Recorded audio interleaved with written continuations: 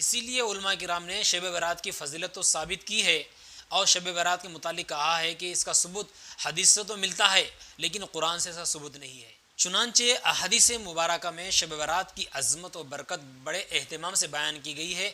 چنانچہ ایک صحیح حدیث میں، صحیح ابن حبان کی حدیث نمبر 5666 میں ارشاد نبوی ہے، عن معاذ بن جبل رضی اللہ تعالی عنہ قال قال رسول اللہ صلی اللہ تعالی علیہ وسلم یطلع اللہ علی خلقہ فی لیلۃ نصف من شعبان